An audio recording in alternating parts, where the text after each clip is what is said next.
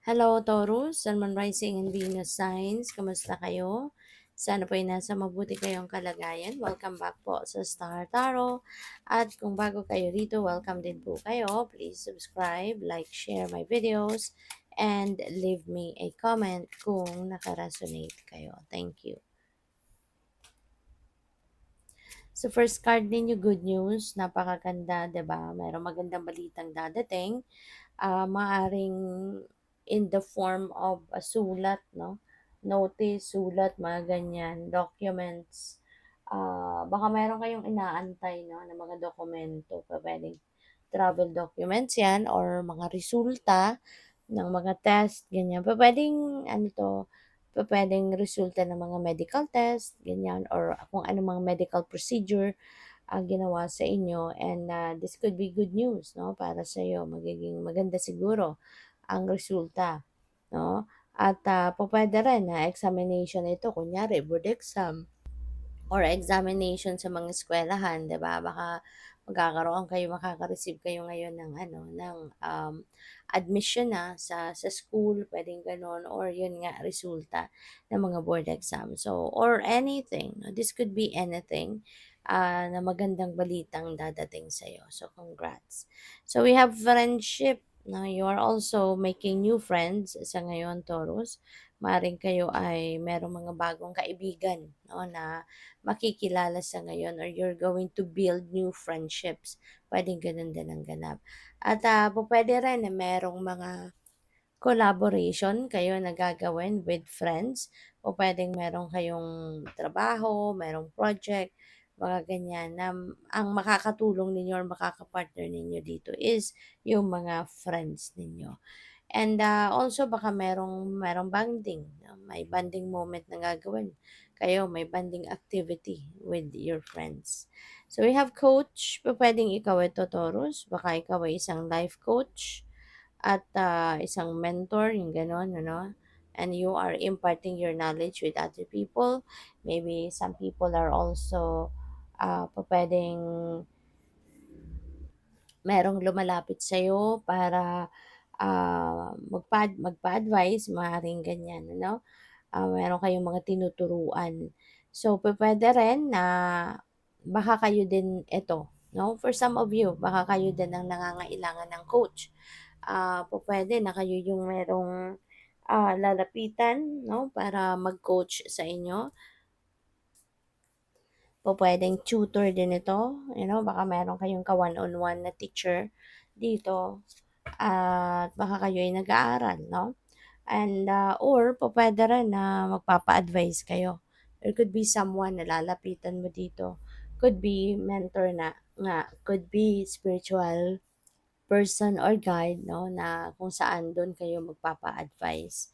So, we also have family. Maganda rin ito, 'no, baka time din ngayon para kayo ay mag-bonding, magsama-sama ng inyong mga kapamilya. Baka ang iba sa inyo dito nanggaling pa sa abroad or sa ibang bansa, and you are going to be with your family, spending quality time with your family at this time, no? So what else? We have introvert, Taurus.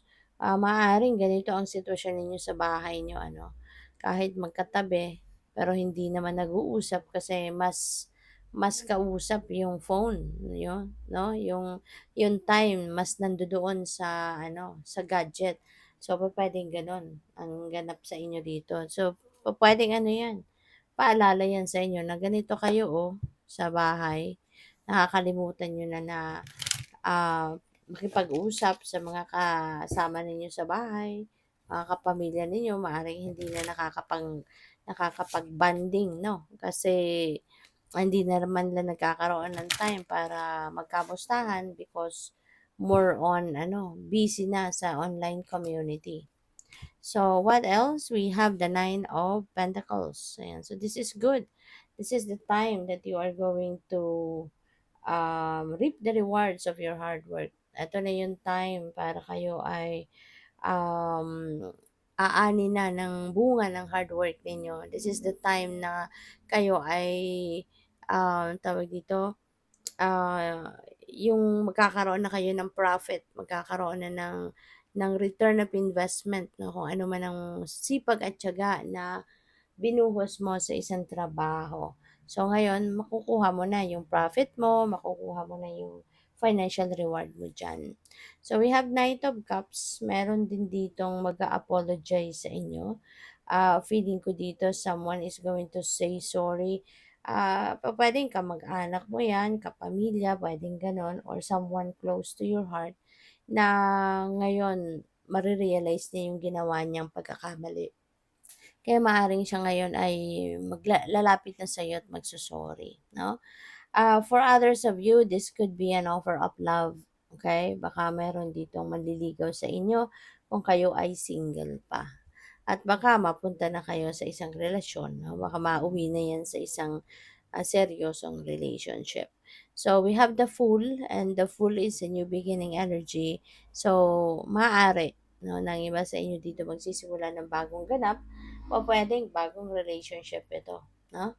O pwedeng bagong romantic relationship, or pwedeng panibagong pagkakataon ang ibibigay ninyo doon sa taong nakapanakit ng inyong damdamin in the past. So possible 'yon, no? So what else? We have the King of Pentacles. So this is really beautiful. Habang meron din tayong Nine of Pentacles, which is abundance and prosperity, si King of Pentacles, ganun din eh. Abundance and prosperity din na to. Kaya pagdating sa pera, napakaganda ng ano ninyo ngayon, ng energies ninyo, no? At this signifies na magkakaroon kayo ng pera, magkakaroon kayo ng comfort pagdating sa pera, siguro yung financial landscape ninyo is going to change sa ngayon for the better. Kasi ang maganda pa, kasi si King of Pentacles, ano na siya eh, nasa tugatog na siya ng tagumpay. This signifies na maaring establish ka na sa trabaho mo, konkreto na yung source of income mo, pwedeng meron kang booming na negosyo, nag-expand na negosyo, pwede rin ano, na marami ka na din na savings or ipon, 'di ba? Maaring, ang iba sa inyo baka solid na yung investment nyo. As in puwede na talagang mabuhay 'no, sa investment. So, puwedeng gano'n. It's either kayo ay nandiya-diyan na sa sitwasyon na ganyan, very successful na kayo in terms of your finances, or pupuwedeng paparating pa lang ito, you know? For some of you, maaaring ito yung pinagsisikapan ninyo, ito yung pinagtatrabahuhan niyo talaga, 'no? So, we have the Moon.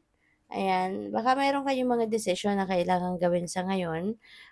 This reminds you, no, na now is not the perfect time for you to make a decision.